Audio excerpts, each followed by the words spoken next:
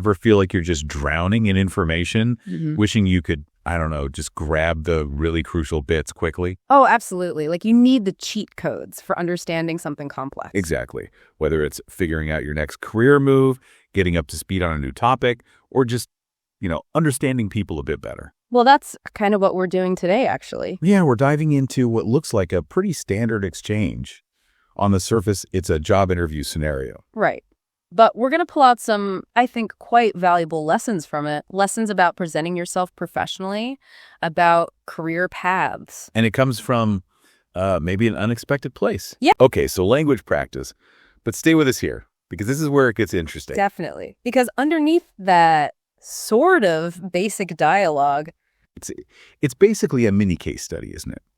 On interviewing, telling your career story, communicating effectively. precisely. Our mission here isn't really about the language learning side, though that's its original purpose. No, we want to dissect the interaction itself. Pull out the actionable insights, the kind of stuff that gives you an edge. Whether you're actually job hunting right now, or maybe just thinking about how your own career moves look, or, just want to be a better communicator at work. We're looking beyond just the words on the page. So, okay, let's get into it. The interview starts, basic greetings. Then the interviewer, Marina, gets right to a potential, let's say, sticking point. Yeah, she looks at the candidate's resume, his name's Josh, and immediately flags something. What was that central issue? Straight away, she points out he's worked at 3 different companies in only 4 years. That's framed as the big question mark. Right. She literally asks, can you explain why you've changed jobs so often? So boom, right at the start, the focus isn't his skills initially, it's this history. Yeah, it's that potential instability. It's a fair concern for an employer, definitely. You invest time, money, in training someone. You want them to stick around. Exactly. So how Josh answers this first big question is, well, it's pretty crucial. How does he tackle it? Well, I thought he started okay. He acknowledges it directly, doesn't dismiss it, says something like, that's a fair question. I understand. Good start, validating the concern. Yeah. And then he says each move had a solid reason. He starts explaining them one by one. Okay, so what was the reason for the first move? First job, he says, was great for building analytical skills. But he felt he needed more hands-on branding experience. Ah, okay. So a specific skill gap he wanted to fill. Right. So the second job was, according to him, a deliberate step to get exactly that kind of experience. Makes sense. And the move from company 2 to company 3, what was the driver there? That one, he says, was about wanting to manage bigger projects. And interestingly, he adds that he didn't want a job that felt too safe. Yeah, like it wasn't pushing him enough or helping him develop new skills. So again, framing it not as, I hated my old job, but I was seeking more growth, more challenge. Exactly. It's a consistent story he's building, all about learning, developing, finding the right place for his skills to grow. He's trying to paint a picture of someone being intentional about their career, not just like drifting. Right. But the interviewer doesn't just let it go at that. She pushes back a bit. Ah, okay. What does she say? Maria says something like, but some might see that many changes as instability. Do you think you job hop? Mm-hmm. She uses the actual term. Ooh, okay. The direct challenge. That's the moment of truth, really. How does he handle that? Well, first, he directly denies being a job hopper. Just says, no, that's not it. Okay. But then, more importantly, I think he pivots. He shifts the focus. Mhm. He emphasizes his real motivation wasn't just changing jobs for the sake of it. Right. It was about finding roles where he could learn, contribute meaningfully, find that long-term fit he was looking for. He even mentions leaving places on good terms, prioritizing impact over, say, just salary increases. So it's a reframe, trying to turn a potential negative, the frequent moves, into a positive story about seeking the right opportunity. Which naturally leads Marina to the million-dollar question, doesn't it? The employer's main worry, Which is? how can we be sure you won't leave us after a year or two? That's what they really need to know. Yeah, that's the bottom line for them. So what's his strategy there? How does he reassure them? He tackles it head on, just states, at this point, I want stability. Okay, asserting the desire. But then, and this is key, he connects that desire to them, to this specific company. He talks about their clear vision, the opportunities he sees there for growth, and making a real contribution. So it's not just a generic, I want stability now. It's, I want stability and I see it here with you because of X, Y, and Z. Exactly. It's like saying, my past moves were part of the search, and I believe this company is the destination. That makes sense. Okay, so beyond explaining the past, Marina also wants to gauge his actual abilities, right? Asks for an example. Yep, asks about a challenging experience. What does Josh share? He talks about managing a marketing campaign with a really tight deadline, like 6 weeks for the whole thing back at his second company. Ooh, okay. High pressure. Yeah.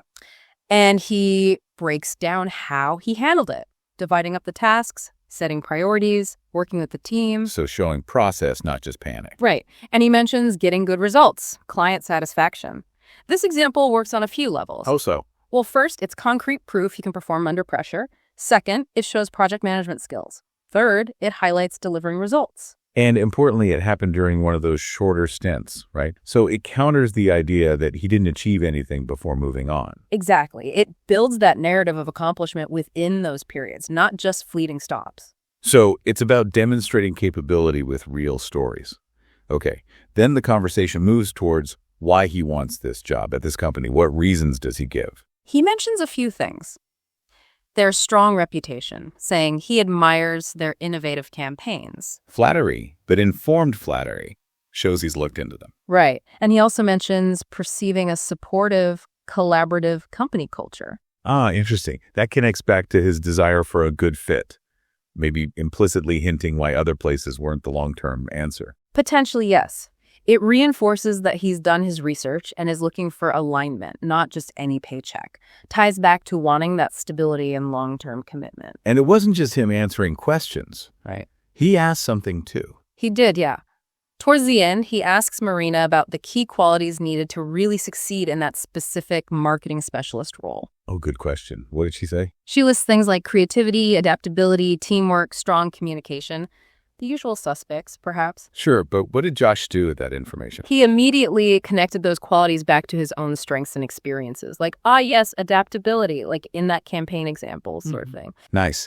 So it wasn't just asking to ask. It showed he was actively listening, processing, and seeing himself in the role. Proactive. Exactly. It turns it into more of a two-way evaluation, showing genuine interest in what success looks like there. And the interviewer seemed to react positively to that. Yeah, the transcript indicates she noted the alignment and mentioned they'd follow up by email about next steps. A generally positive close. Okay, so let's pull back. We've gone through the play-by-play. If you, listening, are trying to absorb the key lessons from this seemingly simple interview, what are the main takeaways? Well, first, I think if you do have a history with, let's say, several jobs in a short time frame, you absolutely need to be ready to talk about it. Directly. Don't hope they won't notice. So, exactly. And frame those moves strategically. Focus on growth, on learning, on actively seeking the right fit. Try to avoid framing it as just running away from bad situations. Okay, so proactive framing. What else? Second, back it up. Don't just say you learned things or sought growth. Use concrete examples like Josh's campaign story. Specific achievements that demonstrate the skills you claim to have gained or used. The STAR method: situation, task, action, result. That kind of structure can really help there. Absolutely.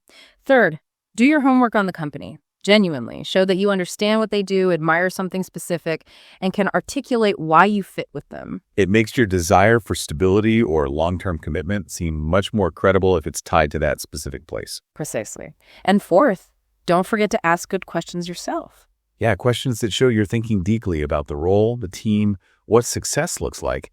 It shows real engagement. And finally, maybe the underpinning of all this, communication.